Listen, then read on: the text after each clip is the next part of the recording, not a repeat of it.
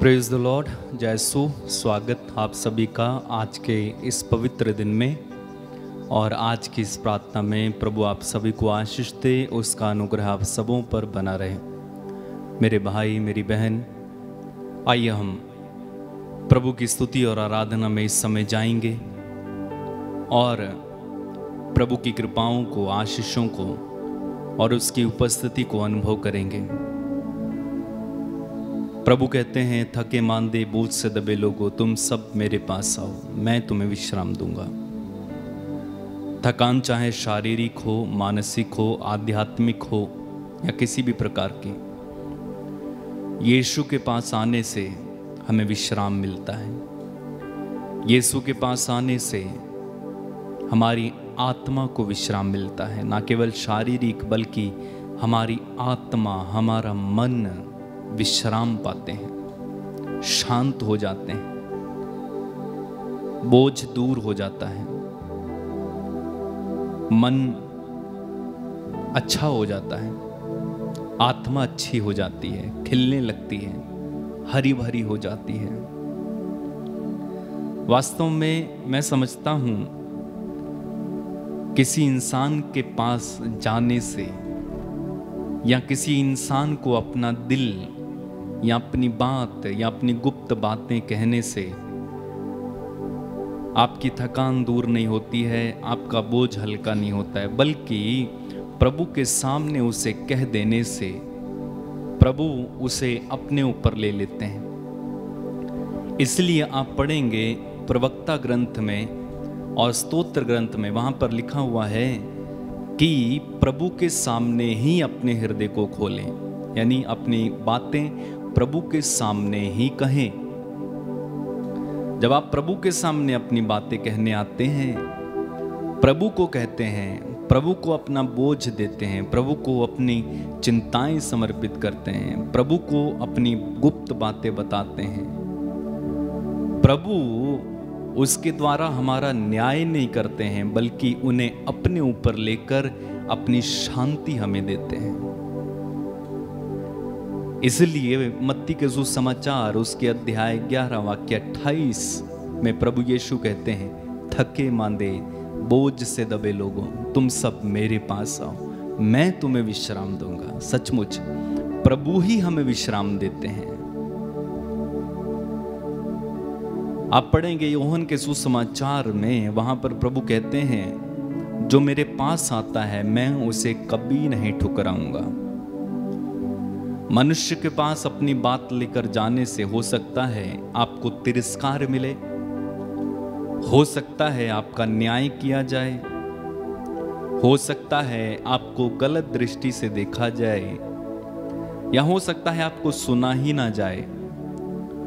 लेकिन जब आप प्रभु के पास आते हैं, प्रभु हमें अपना लेते हैं, हमें त्यागते नहीं हैं, हमें ध्यान से सुनते हैं। हमारे हृदय को जो हम उस पर उड़ेलते हैं, प्रभु मलहम के द्वारा उसे उस पर पट्टी बांधते हैं, उसे चंगा करते हैं। इसलिए आप पढ़ेंगे यिर्मयाह के ग्रंथ में, और उसी वचन को आप इब्रानियों के अध्याय 13 में पढ़ेंगे। प्रभु कहता है, मैं तुम्हारे पापों को याद नहीं रखूंगा, मैं उन्हें गहरे समुद्र में फेंक दूंगा। मैं तुम्हारे पापों को याद नहीं रखूंगा, उन्हें गहरे समुद्र में फेंक दूंगा। गहरे समुद्र में कोई चीज फेंकी जाती है अगर, या जो चीज भुला दी जाती है, वो याद नहीं आनी चाहिए।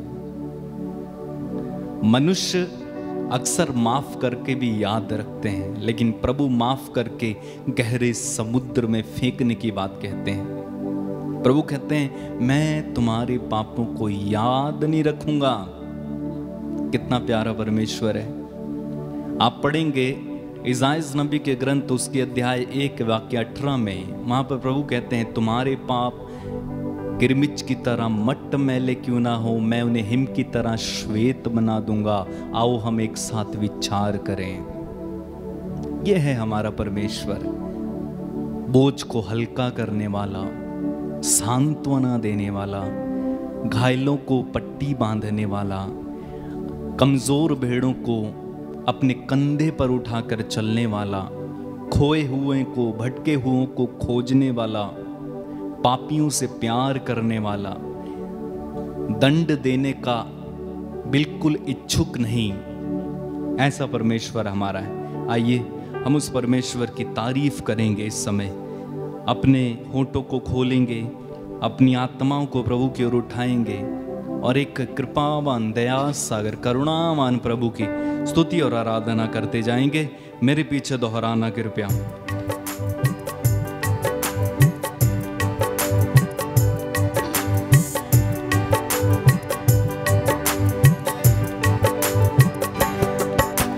हालेलुया हालेलुया हालेलुया हालेलुया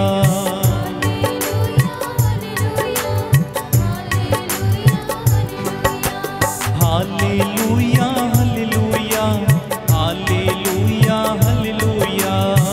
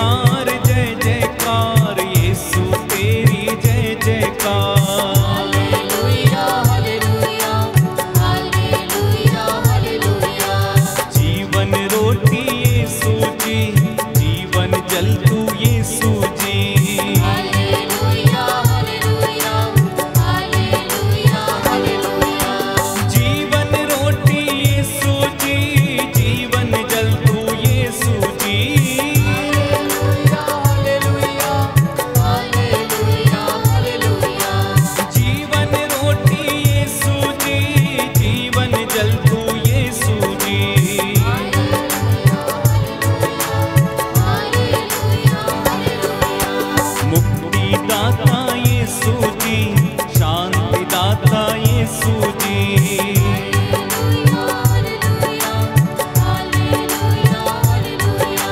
मुक्तिदाता यीशु जी, शांतिदाता यीशु जी।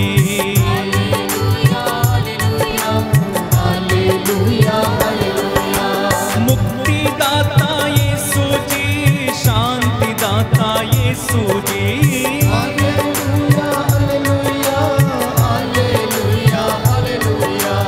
मेरा प्यारा यीशु जी, सबसे पावन यीशु जी।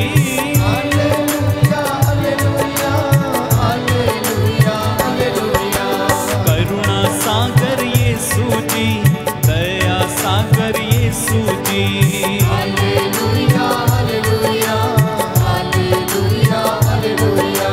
करुणा सागर यीशु जी, दया सागर Yeshu ji.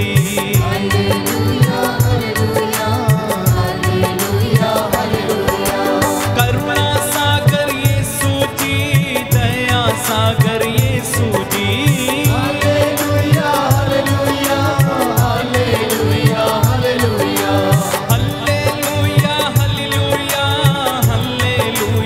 Hallelujah hallelujah hallelujah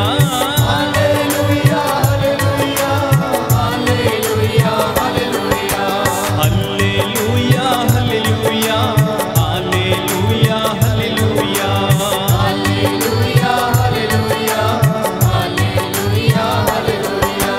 Mariyam नंदन यीशु जी, ईश्वर सुत प्रभु यीशु जी।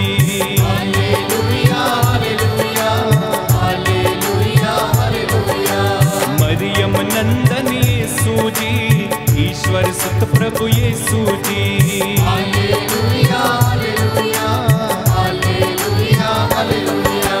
मरियम नंदन यीशु जी, ईश्वर सुत प्रभु यीशु जी।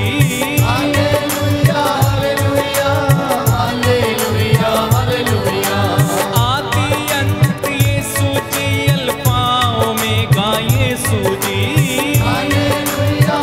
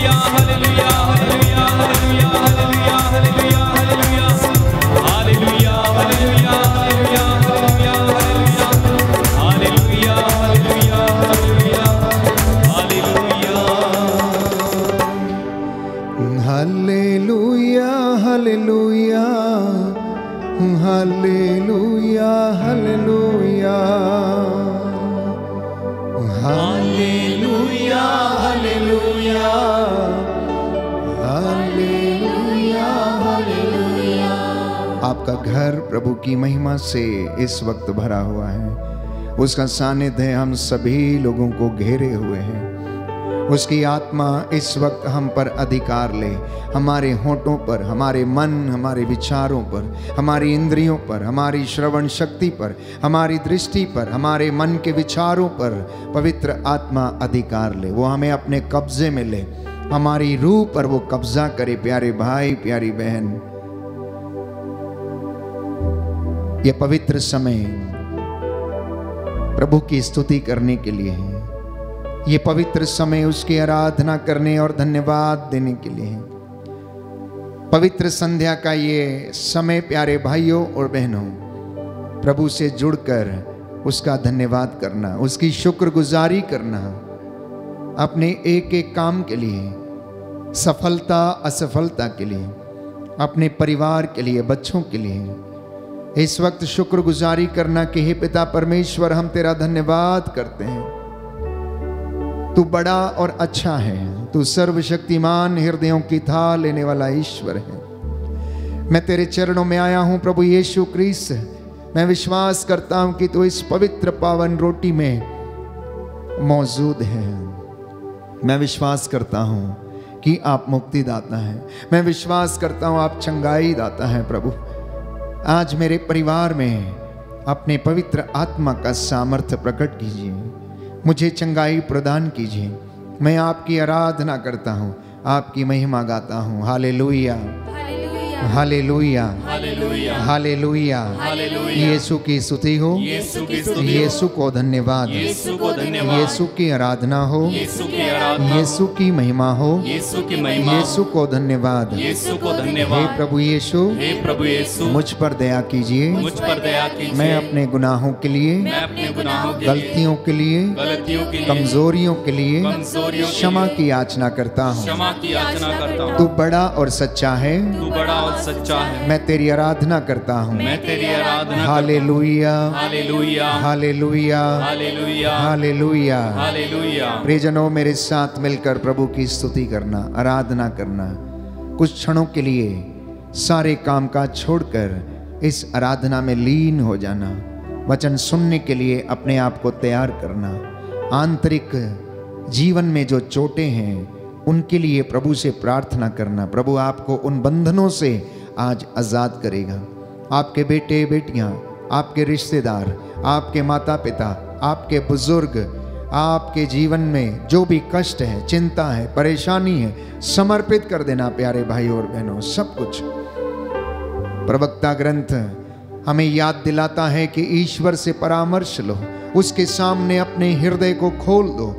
योएल नबी के ग्रंथ में हम पढ़ते हैं, प्यारे भाई प्यारी बहन, अब तुम पूरे उत्साह के साथ उसके पास लौटो। अपने हृदय खोलकर उसके सामने अपनी समस्याओं को, अपनी चिंताओं को, अपने सुखों को, अपने दुखों और कष्टों को बयां कीजिए। वस्त्र फाड़ कर नहीं, वस्त्र फाड़ कर नहीं, अहंकारी बनकर नहीं, परंतु दीनहीन पश्चातापी व्यक्ति बनकर उसके सामने आना, और वो आप पर दया करेगा। क्योंकि वचन में लिखा है कि अपने पड़ोसी का अपराध तुम क्षमा कर दो, और प्रार्थना करने पर तुम्हारे अपराध भी क्षमा किए जाएंगे। तुम अपने पड़ोसी का अपराध क्षमा कर दो और तुम्हारा अपराध भी क्षमा किया जाएगा। Book of Sirach chapter 28 verse 2। प्रवक्ता ग्रंथ अध्याय 28 वचन संख्या 2। प्यारे भाइयों और बहनों, ये वचन आज प्रभु की ओर से है। जो चंगाई पाना चाहते हैं, जो आंतरिक चंगाई की आशा लेकर आज की इस आराधना में मौजूद हैं, जो उन्नति पाना चाहते हैं, जो शारीरिक चंगाई पाना चाहते हैं, जो आंतरिक चंगाई पाना चाहते हैं, प्रभु कहता है कि तुम अपने पड़ोसी के अपराधों को क्षमा कर दो और तुम्हारे अपराधों को भी क्षमा किया जाएगा। पद संख्या 3 में प्रभु का वचन कहता है, प्रवक्ता ग्रंथ अध्याय 28 पद संख्या 3, कि यदि कोई अपने मन में दूसरों पर क्रोध बनाए रखता है तो वो प्रभु से क्षमा की आशा कैसे कर सकता है। यदि कोई व्यक्ति अपने मन में दूसरों के प्रति क्रोध का भाव बनाए रखता है, निंदा का भाव बनाए रखता है, तो वो क्षमा की आशा प्रभु से कैसे कर सकता है। इसलिए प्यारे भाइयों और बहनों, प्रभु से कहना कि प्रभु मुझ पर दया कर, करुणा कर, हे स्वामी मुझ पर करुणा कर। अपने गुनाहों के लिए माफी मांगना। हम प्रायश्चित करेंगे इस भजन के द्वारा। प्रभु हमारे परिवारों पर दया करे, हमारे बच्चों पर दया करे, दाम्पत्य जीवन पर दया करे, हमारी सेवकाई पर दया करे। अज्ञानता के कारण, मूर्खता के कारण यदि हमसे जाने अनजाने में कोई पाप हो गया है तो दया की याचना करना, क्षमा करना, और आपको भी क्षमा किया जाएगा। क्योंकि प्रवक्ता ग्रंथ अध्याय 28 पद संख्या 4 में लिखा है, यदि वह अपने भाई पर दया नहीं करता तो वह अपने पापों के लिए क्षमा कैसे मांग सकता है। यदि कोई व्यक्ति अपने भाई पर दया नहीं करता तो अपने पापों के लिए प्रभु कह रहे हैं वो कैसे क्षमा मांग सकता है। संध्या का ये समय मैंने कहा प्रभु की शुक्रगुजारी का समय है, इसी के साथ साथ दया की याचना का समय है, इसी के साथ सफलता असफलता के लिए धन्यवादित होने का समय। समर्पित करना, दया की याचना करना, प्रभु हमें क्षमा करें।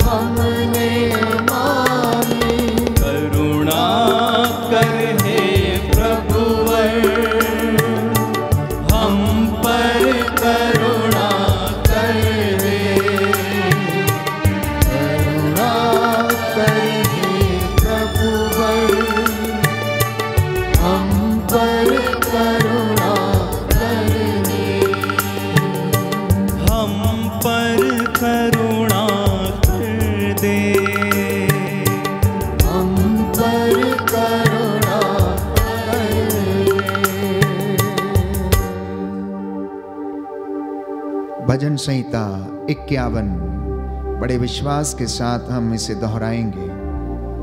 एक दूसरे के गुनाहों के लिए और अपने पापों के लिए हम क्षमा याचना करें। स्तोत्रकार के साथ मिलकर बड़ी भक्ति के साथ हम दया की याचना करें। प्रभु हमें क्षमा कर हमारे अपराधों को क्षमा करें।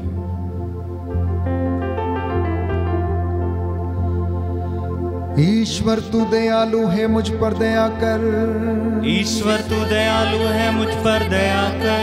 तू दया सागर है, मेरा अपराध क्षमा कर। तू दया सागर है, मेरा अपराध क्षमा कर। मेरी दुष्टता पूर्ण रूप से धो डाल। मेरी दुष्टता पूर्ण रूप से धो डाल। मुझ पापी को शुद्ध कर।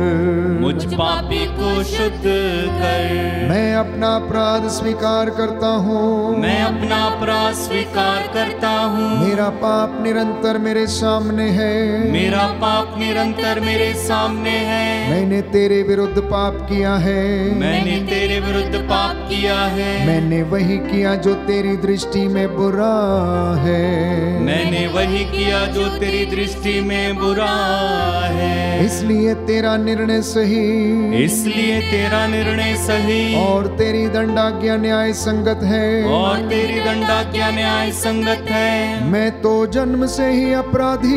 मैं तो जन्म से ही अपराधी। अपनी माता के गर्भ से पापी हूँ। अपनी माता के गर्भ से पापी हूँ। तू हृदय की सच्चाई से प्रसन्न होता है। तू हृदय की सच्चाई से प्रसन्न होता है। मेरे अंतःकरण को ज्ञान की बातें सिखा।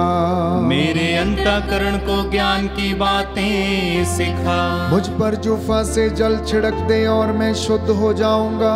मुझ पर जुफा से जल छिड़क दे और मैं शुद्ध हो जाऊंगा। मुझे धो और मैं हिम से भी अधिक स्वच्छ हो जाऊंगा। मुझे धो और मैं हिम से भी अधिक स्वच्छ हो जाऊंगा। मुझे आनंद और उल्लास का संदेश सुना। मुझे आनंद और उल्लास का संदेश सुना।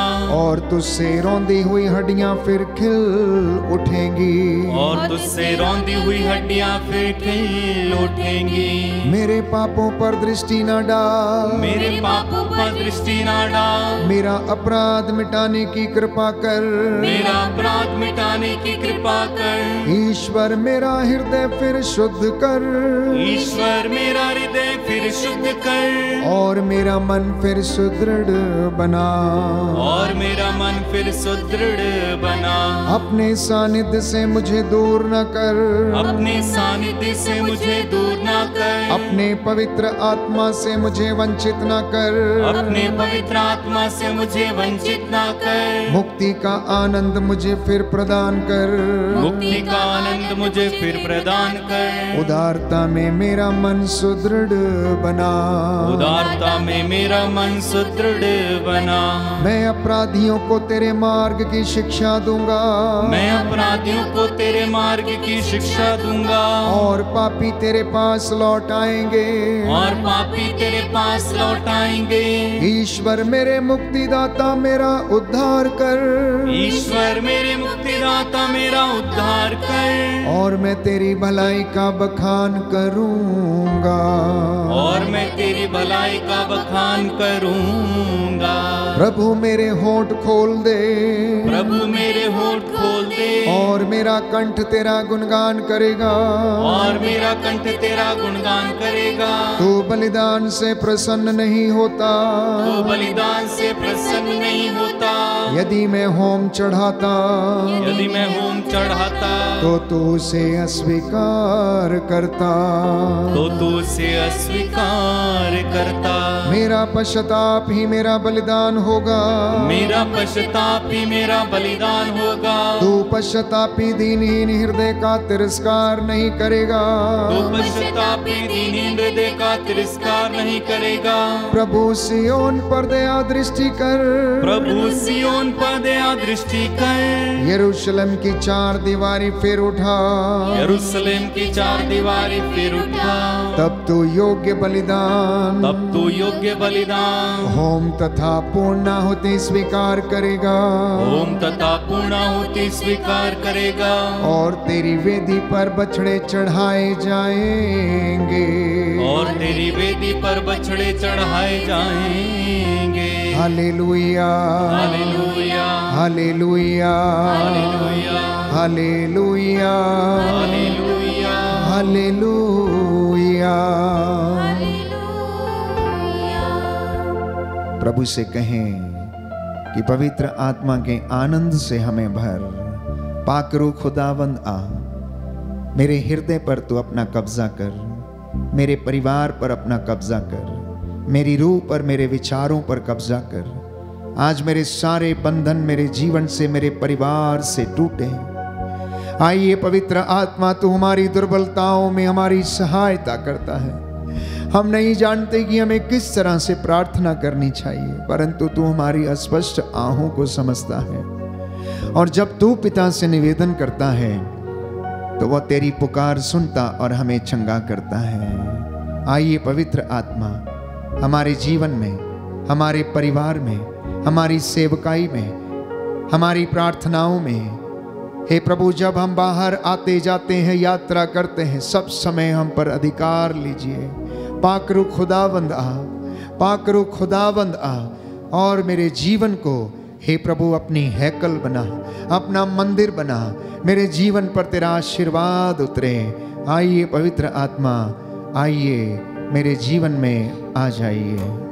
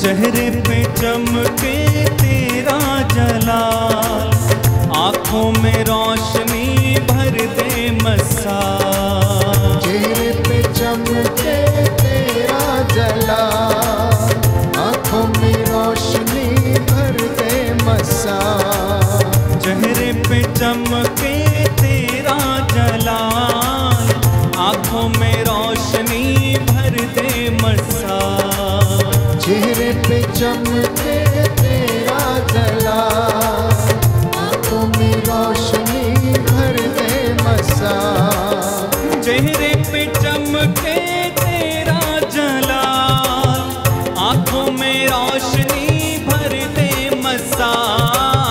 चेहरे पे चमके तेरा जलाल, आंखों में रोशनी भर दे मसा, पाक रू खुदा बंदिया, पाक रू खुदा बंदिया, पाक रू खुदा बंदिया, पाक रू खुदा बंदिया। रुआ रुआ रुआ रुआ, रुआ रुआ रुआ रुआ रुआ रुआ रुआ, रुआ रुआ रुआ। पाक रू खुदा बंदिया, पाक रू खुदा बंदिया, पाक रू खुदा बंदिया, पाक रू खुदा बंदिया। रुआ रुआ रुआ रुआ, रुआ रुआ रुआ रुआ, पाक रू खुदा बंदिया, पाक रू खुदा बंदिया, पाक रू खुदा बंदिया, पाक रू खुदा बंदिया, पाक रू खुदा बंदिया, पाक रू खुदा बंदिया, पाक रू खुदा बंदिया, ओ पाक रू खुदा बंदिया,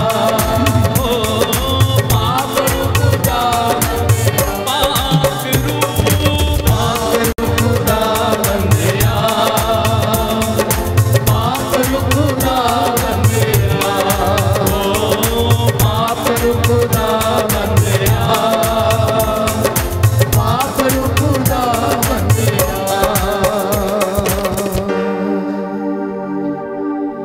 धन्यवाद यीशु, धन्यवाद तेरी आत्मा के लिए, धन्यवाद पवित्र आत्मा के सामर्थ्य के लिए। पवित्र आत्मा, हम तेरे उत्तम वरदानों की अभिलाषा करते हैं। हम विश्वास करते हैं कि तू हमारे बीच में हाजिर है। हम विश्वास करते तूने हम पे कब्जा किया है। हमें वचन को सुनने और समझने और इन रहस्यों को अपने जीवन में धारण करने की कृपा प्रदान कर। आज हमारे परिवार से हर प्रकार का अंधकार तेरे वचन के द्वारा प्रभु दूर हो जाए। हमारे घरों परिवारों से नशे की दुष्ट आत्मा, हे प्रभु यीशु, शैतानी दुरात्मा शक्तियों के बंधन, हर प्रकार की अश्लीलता और व्यभिचार के बंधन प्रभु तेरे इन लोगों के जीवन से दूर हो जाएं। दया कीजिए प्रभु, दया कीजिए प्रभु, दया कीजिए।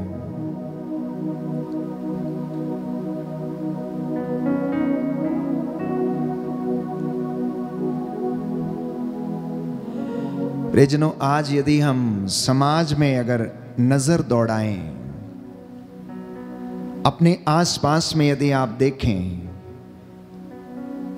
या अपने भाई बहन की जिंदगी को देखें या अपने बच्चों की जिंदगी पर एक नजर डालें, तो ऐसा महसूस होता है कि हर व्यक्ति अंदर ही अंदर रोता है, कराहता है। कुछ लोग बहुत हंसते हुए दिखते हैं, लेकिन अंदर से बड़े निराश हैं, बड़े टूटे हुए हैं। आज लोग शारीरिक रूप से कम बीमार हैं, आत्मिक और आंतरिक रूप से ज्यादा बीमार हैं। कई लोगों के जीवन में शारीरिक बीमारी नहीं है, लेकिन उनके जीवन में आंतरिक बीमारी है, आत्मिक बीमारी है,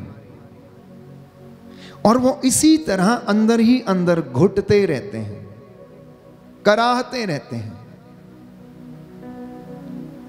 अब हो सकता है कि उनके जीवन में कोई बंधन हो, प्यार की कमी का बंधन,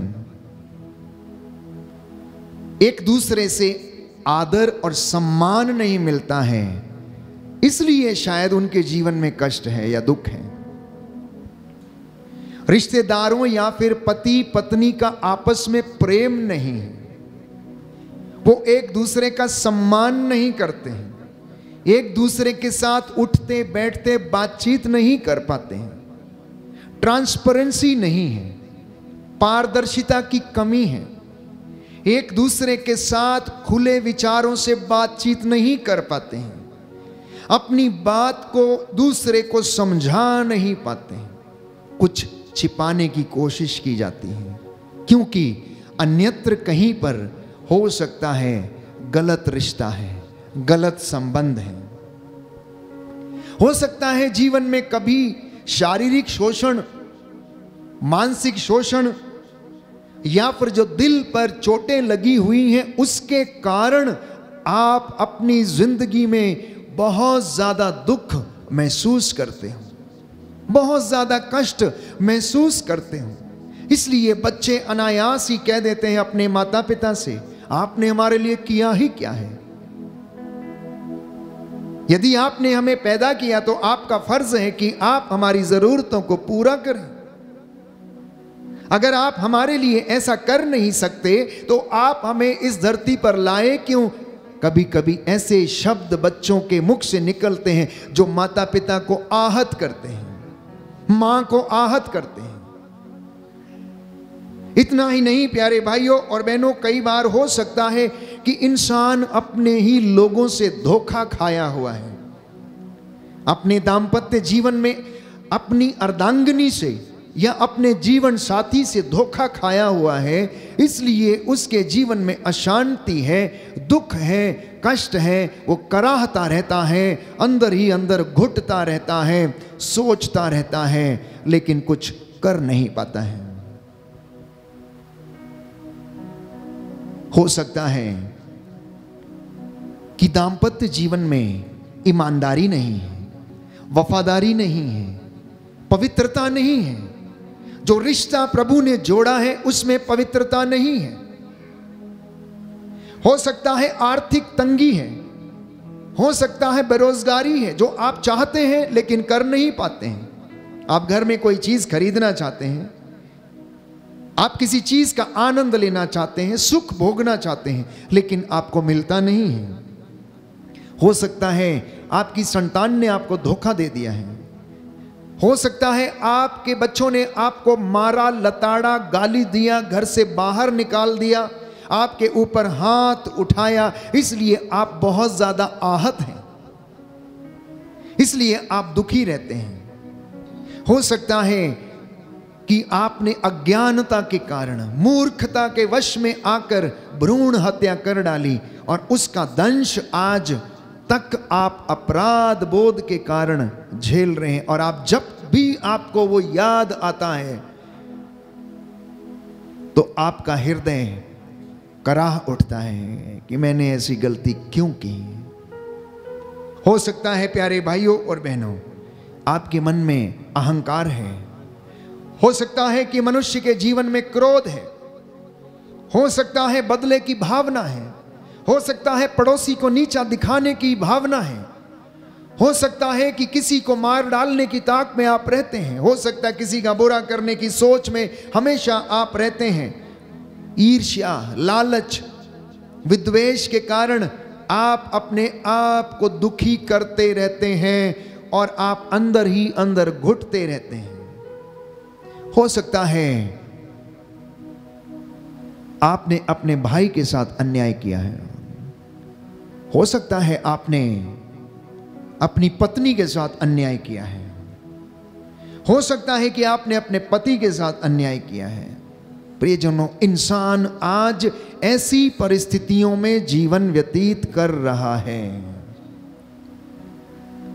आज इंसान ऐसे परिवेश से गुजर रहा है, इसलिए उन्हें आंतरिक चंगाई की आवश्यकता है। इन बातों को स्पष्ट करने के लिए मैं एक वचन आपके लिए पढ़ना चाहता हूं जिसे संत पौलुस स्पष्ट करता है, और वह स्पष्ट करके हमें बताता है कि ना केवल सृष्टि करा रही है, परंतु हम भी अंदर ही अंदर कराह रहे हैं। यदि आप वचन पढ़ेंगे रोमियो का पत्र अध्याय 8 पद संख्या 22 में, तो संत पौलुस इस बात को स्पष्ट करता है। रोमियो का पत्र अध्याय 8 पद संख्या 22 और उससे आगे लिखा है, हम जानते हैं कि समस्त सृष्टि अब तक मानो प्रसव पीड़ा में कराहती रही है, और सृष्टि ही नहीं, हम भी भीतर ही भीतर कराहते हैं। कहता है हम भी भीतर ही भीतर कराहते हैं। केवल सृष्टि नहीं कराहती, केवल ये पेड़ पौधे नहीं कराहते जब हम उन्हें काटते हैं या नष्ट करते हैं, केवल ये प्रभु के द्वारा बनाई गई सृष्टि नहीं कराहती, हम भी अंदर ही अंदर रोते रहते हैं, आंसू बहाते रहते हैं। कोई अपने भाग्य को कोसता रहता है, तो कोई अपनी परिस्थिति को कोसता रहता है, तो कोई अपने जीवन में, प्यारे भाइयों और बहनों, ना जाने कैसे कैसे विचारों से होकर गुजरता है, और कभी ईश्वर को कोसता है, तो कभी अपने भाग्य को, तो कभी अपने माँ बाप को, तो कभी अपने अस्तित्व को, तो कभी अपने जीवन को। जिंदगी में कभी ना कभी ऐसे विचारों से होकर इंसान गुजर रहा। और संत पौलुस कहता है कि हम भी सृष्टि के साथ कराहते रहते हैं, कराहते रहते हैं। आखिर क्यों? आखिर क्यों ऐसा है प्यारे भाइयों और बहनों? इसको और ज्यादा स्पष्ट करने के लिए संत पौलुस एक और वचन हमें बताता है कि आखिर हमारे इस कराहते रहने का कारण क्या है। दुख हमारे जीवन में जो है उसका कारण क्या है। रोमियो का पत्र अध्याय 7 पद संख्या 19। रोमियो का पत्र अध्याय 7 पद संख्या 19 लिखा है, मैं जो भलाई चाहता हूं वह नहीं कर पाता, बल्कि मैं जो बुराई नहीं चाहता वही कर डालता हूं। किंतु यदि मैं वही करता हूं जिसे मैं नहीं चाहता, तो करता मैं नहीं हूं, बल्कि करता है मुझ में निवास करने वाला पाप। अभी आप पूछेंगे कि यह पाप कहां से आया, और बाइबल इसके विषय में हमें बताती है उत्पत्ति ग्रंथ में कि आदम और हवा के आज्ञा उल्लंघन के कारण पाप इस दुनिया में आया और वह सर्वत्र फैल गया। और संत पौलुस इस बात को स्पष्ट करता है कि पाप का वेतन मृत्यु है। इतना ही नहीं, पवित्र वचन इसके विषय में स्पष्ट करता है कि शैतान की ईर्ष्या के कारण पाप इस दुनिया में आया, और पाप का वेतन मृत्यु है, और वह इस संसार में आकर सब मनुष्यों में फैल गई। और यही कारण है कि मनुष्य के अंदर निवास करने वाला जो कर्ता, जिसे वो पाप की संज्ञा देता है, वो ये सब काम हमसे करवाता है। वो हमें सुखी रहने नहीं देता है, वो हमें शांति में रहने नहीं देता है। आप जितने भी लोग मेरे सामने बैठे हैं, या फिर जितने भी लोग ऑनलाइन प्रार्थना में मुझे देख रहे हैं या सुन रहे हैं, इस आराधना में भाग ले रहे हैं, आप अपने आप से पूछ के देखिए कि क्या आपके जीवन में वास्तव में बंधन है या नहीं। मैं समझता हूं कोई भी व्यक्ति यह नहीं कह सकता कि उसके जीवन में बंधन नहीं है। सबके जीवन में बंधन है, चाहे वो छोटा है या बड़ा है, क्योंकि बाइबल कहती है इस दुनिया में कोई भी अच्छा नहीं है, इस दुनिया में कोई भी धर्मात्मा नहीं है। सबने पाप किया है और सब ईश्वर की महिमा से वंचित हैं। और संत पौलुस इस बात को स्पष्ट कर रहा है कि मैं जो चाहता हूं वो नहीं कर पाता हूं, लेकिन जो नहीं चाहता मैं वही कर डालता हूं। आगे लिखता है, इस प्रकार मेरा अनुभव यह है कि जब मैं भलाई की इच्छा करता हूं तो बुराई ही कर पाता हूं। मेरा अंतरतम ईश्वर के नियम पर मुग्ध है, किंतु मैं अपने शरीर में एक अन्य नियम का अनुभव करता हूं जो मेरे आध्यात्मिक स्वभाव से संघर्ष करता है और मुझे पाप के उस नियम के अधीन करता है जो मेरे शरीर में विद्यमान है। कितनी स्पष्ट, सुंदर और खरी बातें हैं। यह वचन आपको चंगा करेगा प्यारे भाइयों और बहनों। जितने लोग ये वचन ग्रहण करेंगे आज की रात्रि वो चंगे होंगे। सुनिए ध्यान से कि संत पौलुस क्या कहता है। कहता है कि मेरे अंदर एक द्वंद्व चल रहा, एक लड़ाई चल रही है करने और नहीं करने की, पवित्रता में रहने और पवित्रता में नहीं रहने की। मैं सोचता हूं ये करूं लेकिन नहीं कर पा रहा हूं, मैं सोचता हूं कि ये ना करूं लेकिन मैं वही कर डाल रहा हूं। मेरे अंदर एक आत्मिक युद्ध चल रहा, आत्मिक संघर्ष चल रहा है। इससे मुझे कौन आजाद करेगा? एक व्यभिचारी व्यक्ति हो सकता है वो गलती के कारण उसमें गिर जाता है, लेकिन मन में सोचता है कि उसने अपराध किया है, और यह भी सोचता है कि इस पाप से उसे कौन आजाद करेगा जब वो उसमें फंस जाता है। एक ड्रग्स में पड़ा हुआ व्यक्ति, नशे में डूबा हुआ व्यक्ति, वो चाहता है कि मेरी जिंदगी संवर जाए, वो चाहता है कि वो नशे से आजाद हो जाए, लेकिन वो उससे निकल नहीं पाता। कौन आजाद करेगा? यदि आप प्रेरितों के कार्यकलाप अध्याय 16 में आप पढ़ेंगे, प्रेरितों का कार्यकलाप अध्याय 16, जहां पर पौलुस और सीलस के बंदी गृह में पड़े होने की घटना के विषय में बताया गया है कि पौलुस और सीलस को बंदी गृह में डाल दिया गया, उनके पैरों पर बेड़ियां डाल दी गई। प्रभु का स्वर्गदूत आकर उन्हें छुड़ाता, उनकी बेड़ियों को ढीला कर देता है, और कारापाल यह देखकर प्यारे भाइयों और बहनों आश्चर्यचकित हो जाता, डर जाता, असमंजस में पड़ जाता है कि पौलुस और सीलस वहां से भाग गए हैं। उसे डर लगता है कि कहीं उसे सजा ना हो जाए, वो डरने लगते हैं। उनके कारागृह में हलचल मच जाती है, और प्यारे भाइयों और बहनों पौलुस उनसे कहता है कि तुम अपने आप को हानि मत करो, हम यहीं पर हैं, हम कहीं नहीं गए हैं। कारापाल उनको देखकर प्यारे भाइयों और बहनों पूछता है, सज्जनों, मुक्ति प्राप्त करने के लिए मुझे क्या करना चाहिए? मुक्ति प्राप्त करने के लिए मुझे क्या चाहिए? मुझे क्या करना चाहिए? आज आप में से हर व्यक्ति ये सवाल पूछता है, याजकों से, पुरोहितों से, पासवानों से, या जिस पर आपको विश्वास है आप उससे सलाह लेने के लिए जाते हैं और पूछते हैं कि हम क्या करें। प्रभु से आप पूछते हैं कि प्रभु मैं क्या करूं, मैं कहां जाऊं, कौन मुझे आजाद करेगा? जब कारापाल ने इन दो प्रेरितों से पूछा कि सज्जनों, मुक्ति प्राप्त करने के लिए मुझे क्या करना चाहिए, तो उन्होंने उसे जवाब दिया कि तुम ईसा मसीह में विश्वास करो तो तुम और तुम्हारा घराना उद्धार पाएगा और तुम्हें मुक्ति मिलेगी।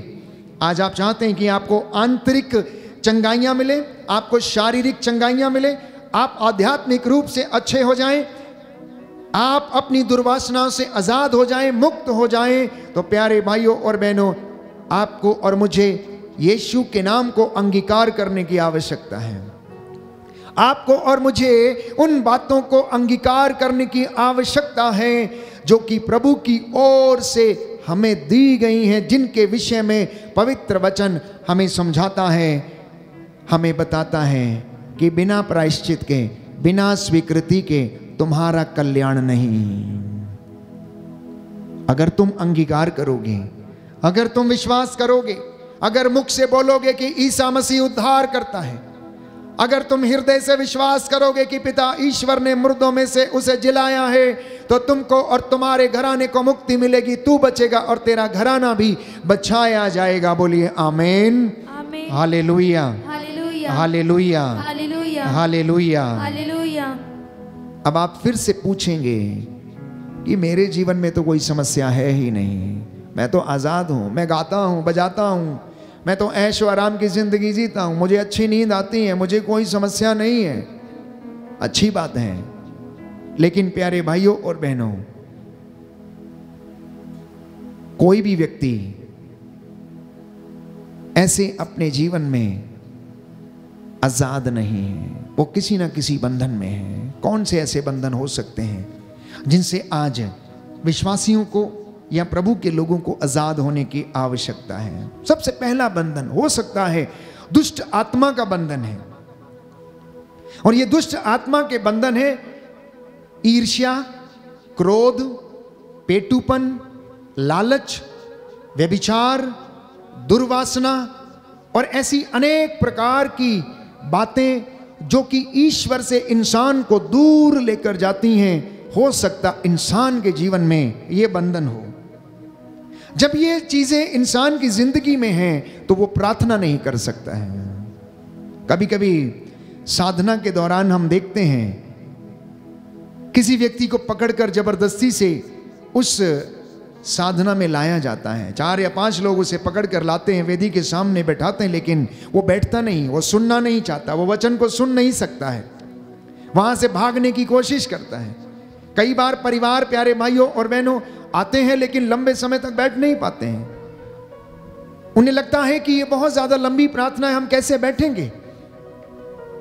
ये एक प्रकार का बंधन है, प्रार्थना में नहीं बैठ पाना, वचन को नहीं सुन पाना, क्योंकि अभी तक उनका मन प्रभु में नहीं लगा, उनका अटैचमेंट प्रभु से नहीं हुआ, इसलिए वहां पर उन्हें वो रस महसूस नहीं होता है।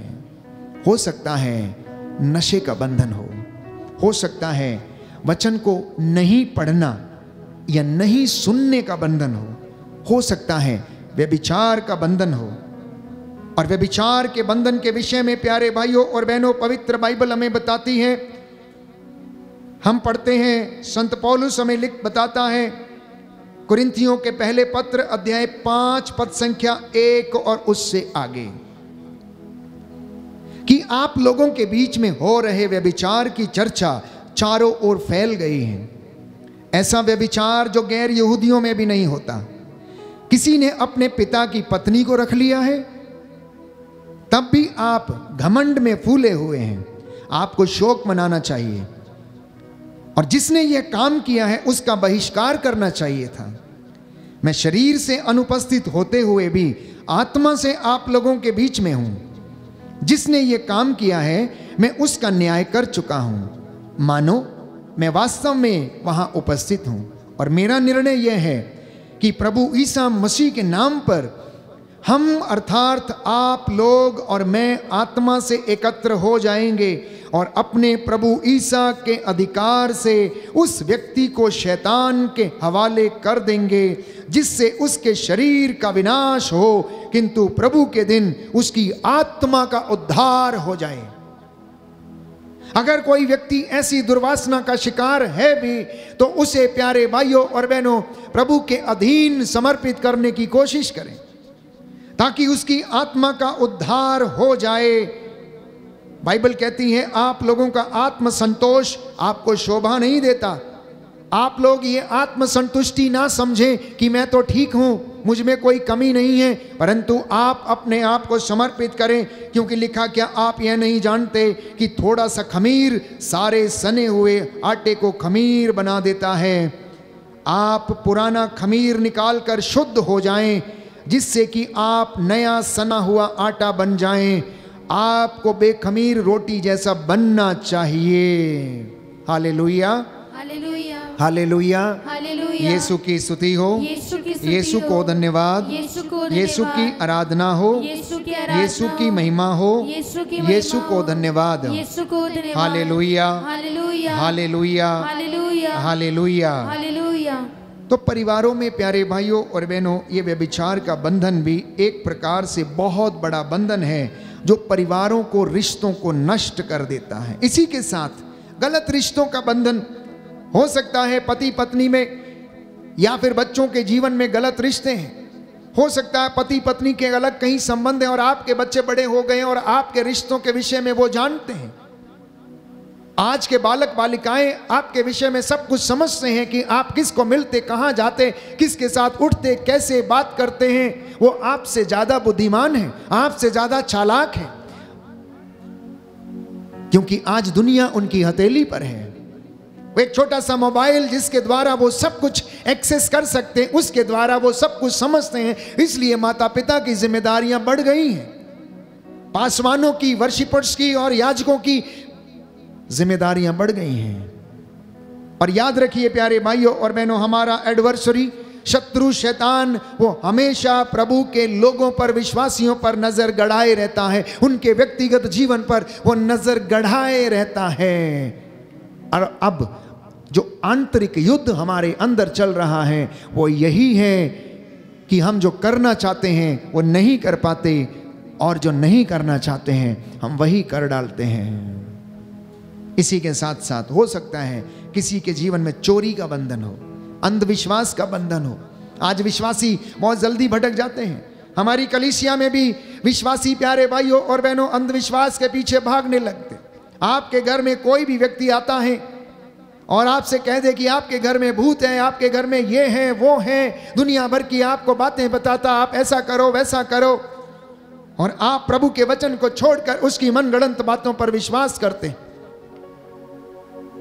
प्यारे भाइयों और बहनों, क्या अंधकार बड़ा है या ज्योति बड़ी है?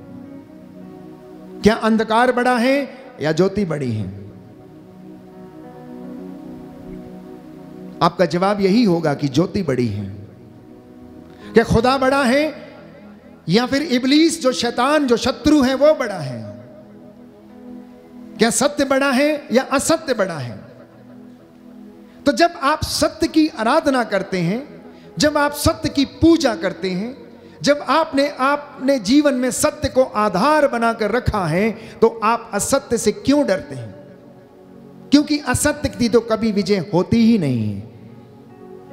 प्यारे भाइयों और बहनों, थोड़ी सी ज्योति पूरा अंधकार मिटा सकती है, लेकिन अंधकार ज्योति को नहीं मिटा सकता है, याद रखिएगा। छोटी सी ज्योति पूरे अंधकार को मिटा सकती, लेकिन अंधकार ज्योति को नहीं मिटा सकता है। ये पावर है प्यारे भाइयों और बहनों हमारे परमेश्वर की, जो दयालु है और हम पर दया करता, और जो हमें मुक्ति प्रदान कर सकता है। जिनके पास बाइबल है वो खोलें। हम यूहन्ना के सुसमाचार अध्याय 4 से वचन पढ़ेंगे। समारी स्त्री का दृष्टांत प्यारे भाइयों और बहनों, कितने बंधन थे उसके जीवन में और किन बंधनों में वो जी रही थी, किस प्रकार से वो जी रही थी, लेकिन उसे लगता था कि सब कुछ ठीक है। वो पनघट पर आकर बैठती है, पानी भरने के लिए आती है, और वहां पर उसकी मुलाकात यीशु से होती है। इस दृष्टांत को हम पढ़ना चाहेंगे आपके लिए। यूहन्ना का सुसमाचार अध्याय 4, सुंदर वचन है प्यारे भाइयों और बहनों, कि हमारे आंतरिक जीवन में हम चंगाई को प्राप्त कर सकें, जिस तरह से समारी स्त्री ने अपने जीवन में चंगाई प्राप्त की। लिखा है यूहन्ना का सुसमाचार अध्याय 4 पद संख्या 7 से मैं आपके लिए पढ़ूंगा। एक समारी स्त्री पानी भरने आई। ईसा ने उससे कहा, मुझे पानी पिला दो, क्योंकि उनके शिष्य नगर में भोजन खरीदने गए थे। यहूदी लोग समारियों से कोई संबंध नहीं रखते थे, इसलिए समारी स्त्री ने उनसे कहा, यह क्या कि आप यहूदी होकर मुझ समारी से पीने के लिए पानी मांगते हैं? ईसा ने उत्तर दिया, यदि तुम ईश्वर का वरदान पहचानती और यह जानती कि वह कौन है जो तुमसे कहता है मुझे पानी पिला दो, तो तुम उससे मांगती और वह तुम्हें संजीवन जल देता। स्त्री ने उनसे कहा, महोदय, पानी खींचने के लिए आपके पास कुछ भी नहीं है और कुआं गहरा है, तो आपको वह संजीवन जल कहां से मिलेगा? क्या आप हमारे पिता याकूब से भी महान हैं? उन्होंने हमें यह कुआं दिया है। वह स्वयं, उनके पुत्र और उनके पशु भी उससे पानी पीते थे। ईसा ने कहा, जो यह पानी पीता है उसे फिर प्यास लगेगी, किंतु जो मेरा दिया हुआ जल पीता है उसे फिर कभी प्यास नहीं लगेगी। जो जल मैं उसे प्रदान करूंगा वह उसमें स्रोत बन जाएगा, जो अनंत जीवन के लिए उमड़ता रहता है। इस पर स्त्री ने कहा, महोदय, मुझे वह जल दीजिए जिससे मुझे फिर प्यास न लगे और मुझे यहाँ पानी भरने नहीं आना पड़े। ईसा ने उससे कहा, जाकर अपने पति को यहाँ बुला लाओ। देखिए अब अंदर की बात कि यीशु मसीह किस तरह से उसके हृदय को जानता था। यीशु को तो पहले से ही मालूम था कि आज पनघट पर बैठी हुई स्त्री का मन परिवर्तन करना है और उससे मिलना है, उसकी आत्मा को बचाना है, उसे उस बंधन से निकालना है। इसलिए यीशु का वार्तालाप सुनिए। वो चाहते तो और बहुत सी बातें कर सकते थे, लेकिन नहीं, उन्होंने स्पष्ट रूप से उससे सवाल किया और कहा, जाओ और अपने पति को बुला कर लाओ। स्त्री ने उत्तर दिया, मेरा कोई पति नहीं है। ईसा ने उससे कहा, तुमने ठीक ही कहा है, मेरा कोई पति नहीं है। तुम्हारे 5 पति रह चुके हैं और जिसके साथ अभी तुम रहती हो वह भी तुम्हारा पति नहीं है। यह तुमने ठीक ही कहा है। स्त्री ने उनसे कहा, महोदय, मैं समझ गई कि आप नबी हैं। हमारे पुरखे इस पहाड़ पर आराधना करते थे और आप लोग कहते हैं कि यरूशलेम में आराधना करनी चाहिए। ईसा ने उससे कहा, नारी, मैं तुम्हें विश्वास दिलाता हूँ कि वह समय आ रहा है जब तुम लोग ना तो इस पहाड़ पर पिता की आराधना करोगे और ना यरूशलेम में। तुम लोग जिसकी आराधना करते हो उसे नहीं जानते, हम लोग जिसकी आराधना करते हैं उसे जानते हैं, क्योंकि मुक्ति यहूदियों से ही प्रारंभ होती है। परंतु वह समय आ रहा है, आ ही गया है, जब सच्चे आराधक आत्मा और सच्चाई से पिता की आराधना करेंगे। पिता ऐसे ही आराधकों को चाहता है। ईश्वर आत्मा है, उसके आराधकों को चाहिए कि वे आत्मा और सच्चाई से उसकी आराधना करें। स्त्री ने कहा कि मैं जानती हूँ कि मसीह जो क्रिस्त कहलाते हैं आने वाले हैं। जब वे आएंगे तो हमें सब कुछ बता देंगे। ईसा ने उससे कहा, मैं जो तुमसे बोल रहा हूँ वही हूँ, मैं जो तुमसे बोल रहा हूँ वही हूँ। उसी समय शिष्य आ गए और उन्हें एक स्त्री के साथ बातें करते देखकर अचंभे में पड़ गए। फिर भी किसी ने यह नहीं कहा, इससे आपको क्या, अथवा आप इससे क्यों बातें करते हैं। प्यारे भाइयों और बहनों, प्रभु का यह वार्तालाप उस स्त्री के हृदय को टटोलता है, उसके अंदर के अपराध बोध को जगाता है, उसके अंदर छुपी हुई आंतरिक बातों को बाहर निकालता है, उसे मुक्त करने की कोशिश करता है। और जैसे ही ये स्त्री यीशु को पहचान जाती है, वो दौड़ कर जाती हैं और गांव में लोगों को जाकर बताती हैं कि आओ आओ हम लोग चलें, क्योंकि हमें एक ऐसा व्यक्ति मिल गया है जिसने मुझे मेरे भूतकाल के विषय में सब कुछ बता दिया है, मेरे जीवन के विषय में सब कुछ बता दिया है। इस पर ईसा ने उनसे कहा, जिसने मुझे भेजा उसकी इच्छा पर चलना और उसका कार्य पूरा करना, यही मेरा भोजन है। और ईसा प्यारे भाइयों और बहनों वही करते गए, वही करते गए। तो हमारे आंतरिक चोटों से, हमारे अपराध बोध से, हमारे पापों से कौन हमें आजाद करता है? एकमात्र व्यक्ति, और वो है ईसा मसीह, जिसके विषय में यिर्मयाह नबी भविष्यवाणी करता है अध्याय 2 में, जब परमेश्वर का वचन ये कहता है कि मेरी प्रजा ने 2 पाप कर डाले हैं, उसने संजीवन जल के झरने को त्याग दिया और अपने लिए ऐसे रसकुंड बनाए हैं जिनमें दरारें हैं, आशीष नहीं रुकती है। आज इंसान की यही हकीकत है।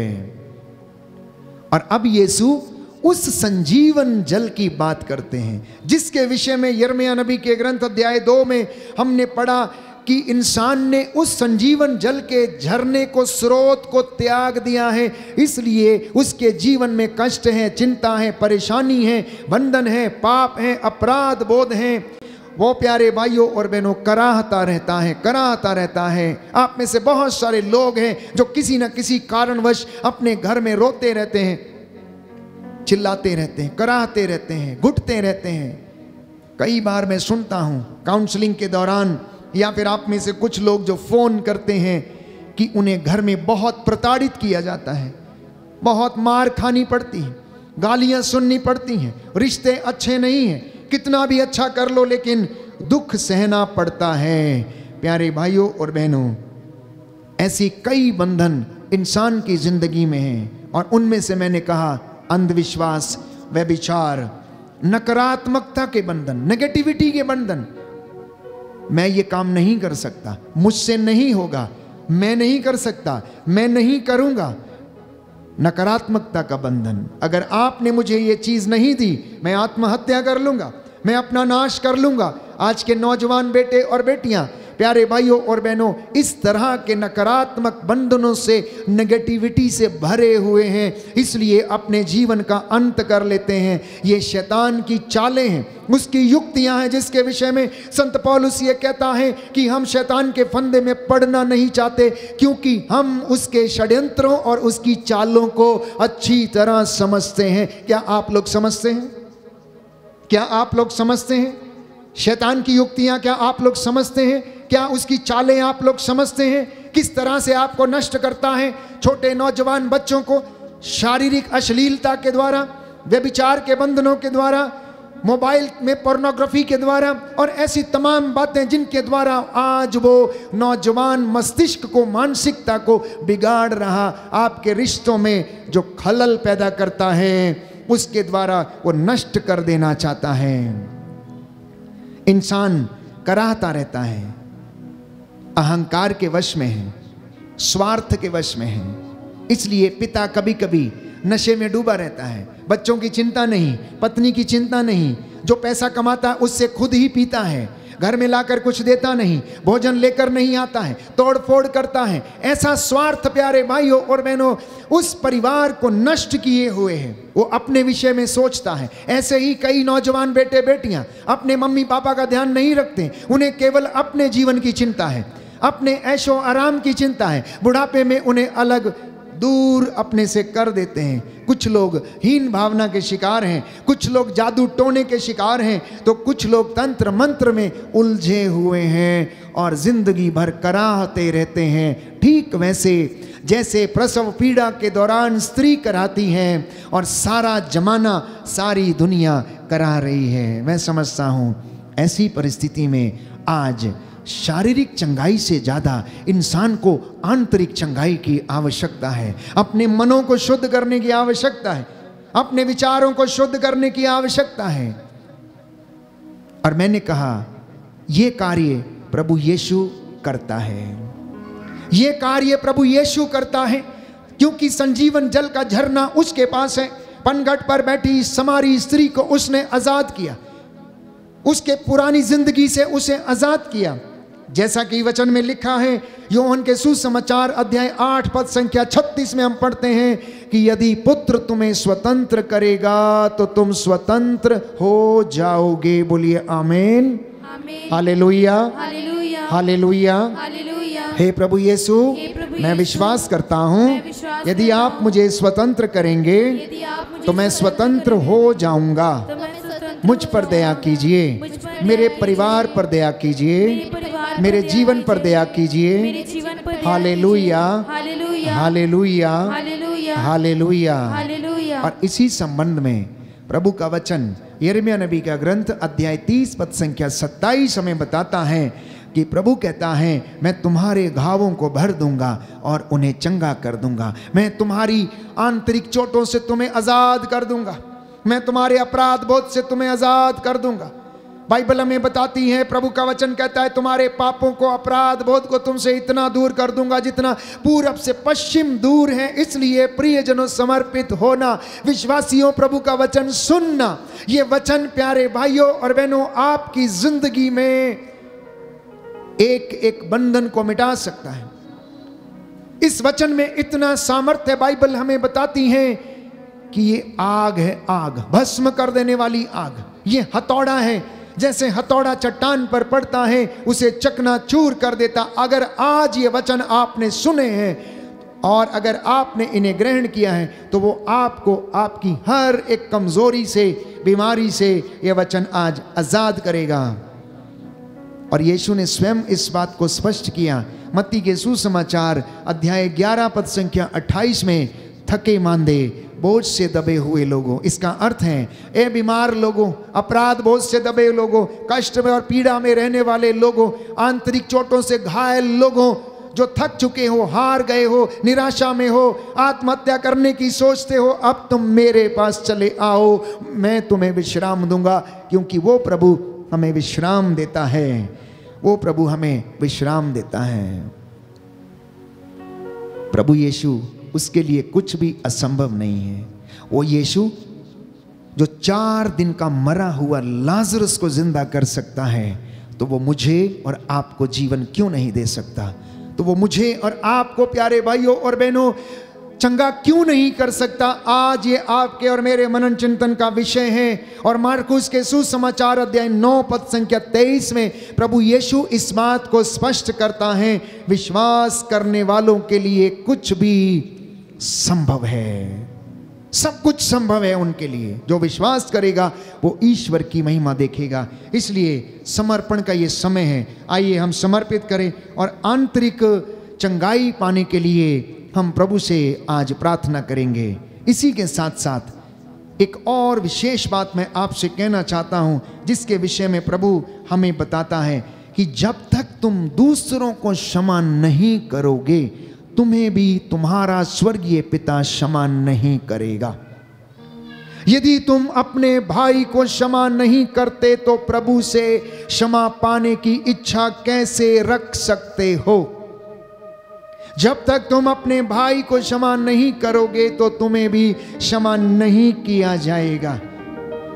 यदि तुम दोष लगाते रहोगे तो तुम पर भी दोष लगाया जाएगा। यदि तुम दूसरों के विरुद्ध निर्णय दोगे तो तुम्हारे विरुद्ध भी निर्णय दिया जाएगा। ईसा ने पिता से निवेदन किया, पिता इन्हें क्षमा कर, क्योंकि ये नहीं जानते कि ये क्या करते हैं। इसलिए यीशु ने कहा कि अपने अत्याचारियों के लिए तुम प्रार्थना करो, उनके लिए आशीर्वाद मांगो, आशीर्वाद मांगो, उन्हें अभिशाप मत दे दो। इसलिए पाकमान कलीसिया के लोगों का, लोक धर्मियों का, विश्वासियों का यह कर्तव्य है कि हम प्रभु के नाम पर सभी अत्याचारियों को क्षमा करें और उनके लिए प्रार्थना करें जिनसे आपको शिकायत है, जिन्होंने आपको दुख दिया है, चाहे वो आपके मम्मी पापा हो, भाई बहन हो, रिश्तेदार हो, उनको आप आज क्षमा कर देना प्यारे भाइयों और बहनों, और प्रभु आपको आंतरिक चंगाई प्रदान करेगा। खड़े हो जाएंगे इस वक्त हम बड़े उत्साह के साथ। आने वाले कुछ क्षणों के लिए हम प्रभु से जुड़ जाएं, प्रार्थना करें, प्रार्थना करें, आंसू बहाते हुए, रोते हुए, प्रभु के सामने गिड़गिड़ाते हुए प्रार्थना करना कि प्रभु मुझे आंतरिक चंगाई प्रदान कर। मैं थक चुका हूँ, मैं कभी कभी हार जाता हूँ, मैं आपसे दूर चला जाता हूँ, प्रार्थना में मेरा मन नहीं लगता है, प्रभु मुझ पर दया कर, मैं तेरा अयोग्य दास, हे प्रभु यीशु, मैं तेरे चरणों में इस वक्त हाजिर हूँ, मुझ पर दया कर, मुझ पर दया कर।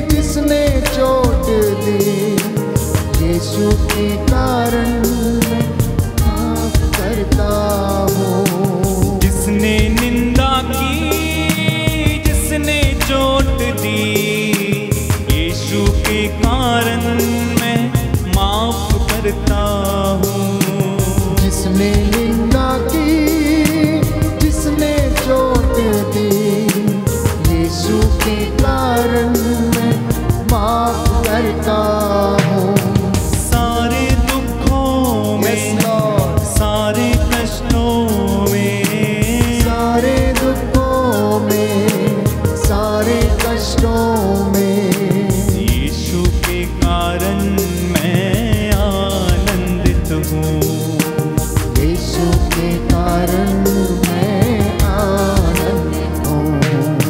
यीशु के कारण, यीशु के कारण, यीशु के कारण, यीशु के कारण, यीशु के कारण मैं माफ करता हूँ।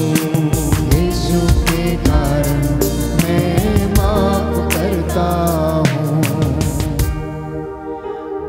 प्रभु का वचन कहता है, जब तुम प्रार्थना के लिए खड़े हो और तुम्हें किसी से कोई शिकायत हो तो उसे क्षमा कर दो।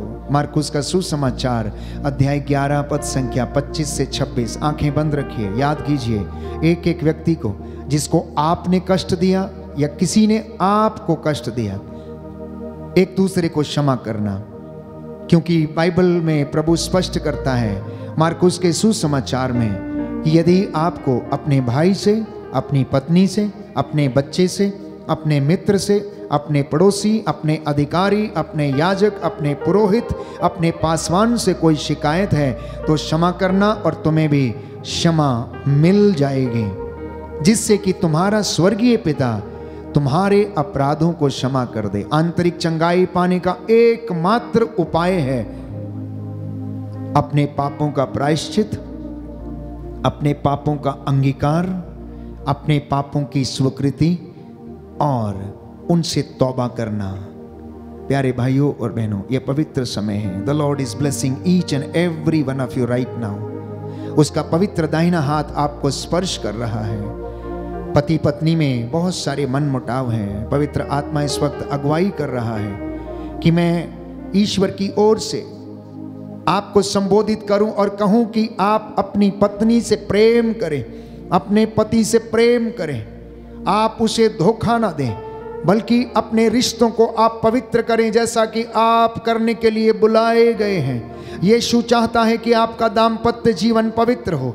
यीशु चाहता है कि आपके दाम्पत्य जीवन में कोई दाग, झुर्री या कमी घटी ना हो, उसमें कोई धोखा फरेबी ना हो, उसमें किसी प्रकार की अश्लीलता ना हो।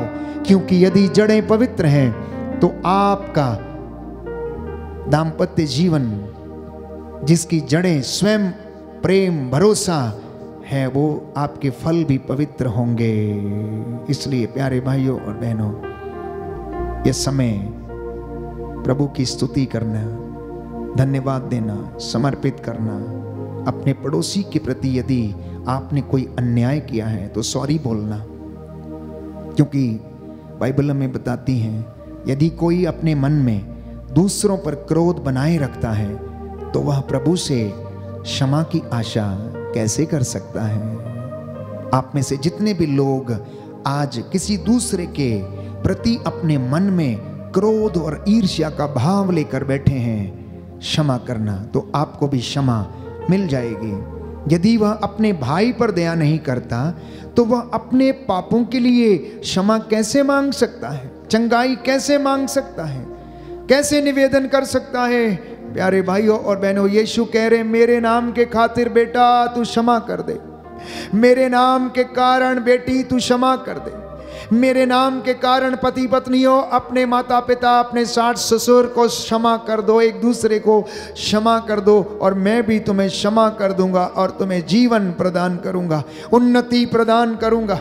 मैं तुम्हें वो खजाने और दाखबारियां दूंगा जिसके फल उन्नति प्राप्त करेंगे और तुम्हें सुख शांति और आनंद प्रदान करेंगे।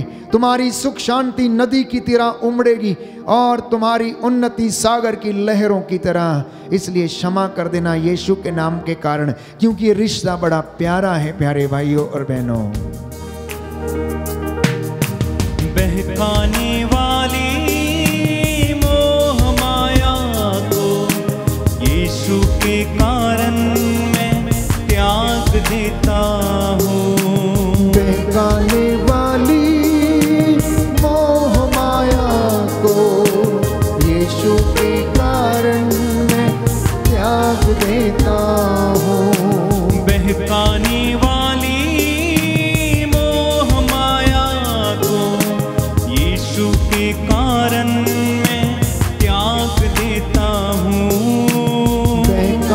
वाली मोह माया को यीशु के कारण मैं त्याग देता हूँ। जो रिश्ता है प्यारा, जो रिश्ता है न्यारा, जो रिश्ता है प्यारा, जो रिश्ता है न्यारा, यीशु के कारण मैं जोड़ लेता हूँ। यीशु के कारण मैं जोड़ लेता हूँ। यीशु के कारण, यीशु के कारण, यीशु के कारण, यीशु के कारण, यीशु के कारण, सब कुछ यीशु के कारण, यीशु के कारण, सब कुछ यीशु के कारण, यीशु के कारण, सब कुछ यीशु के कारण, यीशु के कारण, सब कुछ यीशु के कारण। आप इस वक्त जहाँ कहीं भी हैं, यदि आप अपने घर में हैं, अपने परिवार में हैं, चाहे आप यात्रा में हैं, यदि आप 2 या 3 एक साथ मिलकर इस आराधना में भाग ले रहे हैं या इस वेदी के सामने हैं, तो एक दूसरे का हाथ पकड़कर ऊपर उठाना। ये रिश्ता बहुत प्यारा है। यीशु के नाम के कारण क्षमा करना। एक दूसरे का हाथ पकड़िए, ऊपर उठाइए। एक वचन मैं आपके लिए पढ़ूंगा, मत्ती का सुसमाचार अध्याय 5 पद संख्या 44। Gospel of saint Matthew chapter 5 verse 44।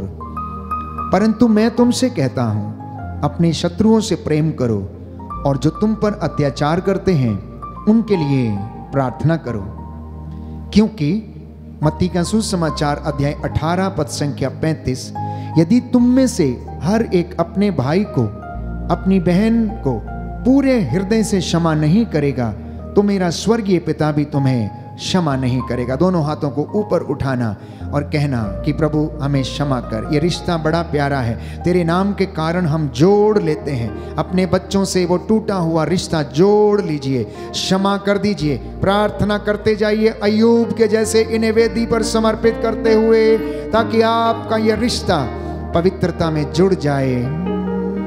जो रिश्ता है प्यारा, जो रिश्ता है न्यारा, जो रिश्ता है प्यारा, जो रिश्ता है न्यारा, जो रिश्ता है प्यारा, ये रिश्ता है न्यारा, जो रिश्ता है प्यारा, जो रिश्ता है न्यारा, यीशु के कारण मैं जोड़ लेता हूँ। यीशु के कारण मैं जोड़ लेता हूँ। यीशु के कारण, यीशु के कारण, यीशु के कारण, यीशु के कारण, यीशु के कारण, सब कुछ यीशु के कारण, यीशु के कारण, सब कुछ यीशु के कारण। सभी घुटना टेकिए। मैं देख रहा हूँ बहुत सारे लोग आंसू बहा रहे हैं। कई लोगों के मन से ये अपराध बोध जा रहा है। प्रभु ने आज आपको स्पर्श किया, अपने वचनों से आपकी अगुवाई की है। जैसे उसने समारी स्त्री को चंगा किया, जैसे उसने पाप में पकड़ी गई स्त्री को क्षमा किया, जैसे उसने व्यभिचार में पकड़ी गई स्त्री को कुछ नहीं कहा, आज वो हमसे भी कुछ नहीं कहता, बल्कि सिर्फ और सिर्फ हमें क्षमा करता है। मैं प्रभु का दास इस वक्त आपके लिए प्रार्थना करता हूँ। आपकी ज़रूरतों के लिए धन्यवाद देते हुए प्रभु से प्रार्थना करता हूँ। साष्टांग जो प्रणाम कर सकते हैं करें, हाथों को उठा सकते हैं तो उठाएं। निसंतान दंपति इस वक्त प्रार्थना करें, गर्भ की रसौलियाँ टूटें। यीशु के नाम पर आपके गर्भ शुद्ध हो जाएं। यीशु के नाम पर शरीर की सारी कमजोरी दूर हो जाए। यीशु के नाम पर अंधे देखने लगें। जिनके कान में समस्या है, पीप बहती है, बहरे हो गए, यीशु के नाम पर ये बंधन खुल जाएं। यीशु के नाम पर लकवे की बीमारी आपको छोड़कर चली जाए। यीशु के नाम पर आपके जीवन में शांति और उद्धार आए। आपके शरीर की नसों में यीशु का पवित्र सामर्थी लहू जो शिफा देता, चंगाई देता, बहने लगे। आपके बच्चों को आशीष मिले, आपके होठों को प्रभु शुद्ध करे। इन तमाम बातों के लिए मैं प्रभु से प्रार्थना करता हूँ। दया करने वाले, चंगा करने वाले यीशु राजा, तेरे नाम के कारण मैं अपने भाई बहन, माता पिता, बाल बच्चों को क्षमा करता हूँ। मेरे जीवन से अज्ञानता के कारण जो पाप हो गए, क्षमा की याचना करता हूँ। मैं अपने शरीर को, अपने शरीर के अंगों को तेरे हाथों में सौंप देता हूँ। हे प्रभु दया कर, मुझ में तेरा आत्मा निवास करे और मेरे परिवार में शांति प्रदान कर। तेरे इन बच्चों के जीवन में प्रभु यीशु आशीष और कृपा बरसा दीजिए। आप दयावान हैं, दया के राजा हैं, करुणामयी हैं, सत्य प्रतिज्ञ ईश्वर हैं, सहज ही द्रवित हो जाते हैं, क्षमा करने वाले प्रभु हैं। इन छोटे नन्हे मुन्ने बच्चों पर, बुजुर्गों पर, माता पिता पर दया कर, जिन्होंने बड़े आग्रह के साथ तुझसे निवेदन किया, प्रार्थना की, आंसू बहाते हुए आज की इस संध्या वंदना के दौरान हे पिता, इन्हें अपने पवित्र अभिषेक से भर देने की कृपा कर। जो नौजवान तेरे सामने घुटना टेके हुए हैं प्रभु, इन्हें पवित्रताई का वरदान दे। मुझ तेरे अयोग्य दास के शरीर में प्रभु बल प्रदान कर। हमारे शरीर की नसों में तेरा पवित्र सामर्थी स्वर्गदूत बल प्रदान करे। हमारे घर के चारों कोनों में रक्षा स्तंभ लग जाएं। तेरे पवित्र लहू का बाड़ा हमारे घर के चारों ओर लगे। लोक धर्मियों पर, विश्वासियों पर दया कर। पुरोहितों, पासवानों और तेरी सेवा करने वाले सभी प्रचारकों पर दया करने की कृपा कर। जो रोग शैया पर हैं हे प्रभु, उन्हें तो आंतरिक चंगाई प्रदान कर, शारीरिक चंगाई प्रदान कीजिए। जो दया की भीख मांग रहे हैं, इन पर भी तो अपना पवित्र दाहिने हाथ का स्पर्श और मसा प्रदान कर। एक दूसरे को क्षमा करने की कृपा दे। जो बच्चे पढ़ लिख नहीं सकते, स्मरण शक्ति की कमी है, उन पर दया कर। जो पेनक्रियाटिस के रोग से पीड़ित हैं, रक्तस्राव से पीड़ित हैं, भगंदर बवासीर की बीमारी से पीड़ित हैं, हे प्रभु कैंसर, ब्लड कैंसर और स्किन के रोग, ऐसी लाइलाज बीमारियों से पीड़ित हैं, ब्रेन ट्यूमर से पीड़ित हैं, फेफड़ों के इन्फेक्शन से, एड्स की बीमारी, अस्थमा के रोग से पीड़ित हैं, प्रभु दया कीजिए। शरीर की गांठों से जो पीड़ित हैं, इन्हें आजाद कर। तेरा आत्मा इन्हें सामर्थ्य प्रदान कर, चंगाई दे दे। Hallelujah, hallelujah. हे पिता, तू हमारी प्रार्थनाओं को सुनता, इसलिए लोग तेरे पास आते हैं। अपने दास की प्रार्थना को कबूल कर और उत्तर दे, हमारे उद्धार करता यीशु प्रभु के द्वारा। आमीन। पवित्र परम प्रसाद की आराधना हो, स्तुति हो, महिमा हो सदा सर्वदा। पवित्र परम प्रसाद की आराधना हो, स्तुति हो, महिमा हो सदा सर्वदा। पवित्र परम प्रसाद की आराधना हो, स्तुति हो, महिमा हो सदा सर्वदा, सदा सर्वदा।